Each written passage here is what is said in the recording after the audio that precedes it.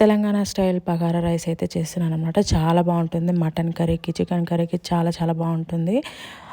ఇక్కడ వచ్చేసి 4 కప్స్ నేను రైస్ అయితే తీసుకుంటున్నాను. మీరు క్లిప్లో చూడొచ్చు.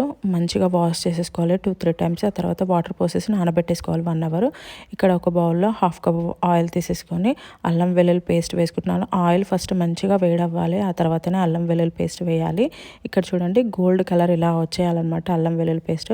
ఆ తర్వాత 4 పచ్చిమిర్చి, ఒక ఆనియన్ అయితే కట్ చేసుకొని వేసేసుకోవాలి. ఇంకా కరివేపాకు, కొత్తిమీర, పుదీనా అన్నీ ఆయిల్లోనే వేయాలి. అప్పుడే ఫ్లేవర్ చాలా బాగుంటుందన్నమాట.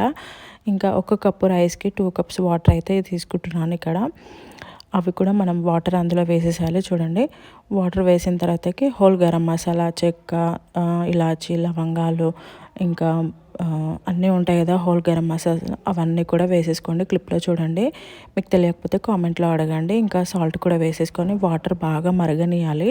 ఇలా వాటర్ మంచిగా బాయిల్ అయిన తర్వాతకి రైస్లో ఉన్న వాటర్ అంతా వంపేసేసి రైస్ అలా వేసేసి ఒక 5 మినిట్స్ వదిలేస్తే మనకి ఇలా మొత్తం వాటర్ అంతా గుంజేసుకొని లైట్గా వాటర్ చెమ్మలాగా ఉంటుంది. ఆ తర్వాత ఒక 5-10 మినిట్స్ మనం అలా దమ్కి వదిలేసేసేయాలి.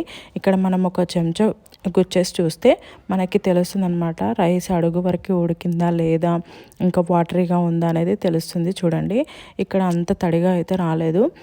ఇంకా స్టవ్ అయితే ఆపేసేసి ఇంకో 10 మినిట్స్ నేను స్టవ్ పైన ఉంచి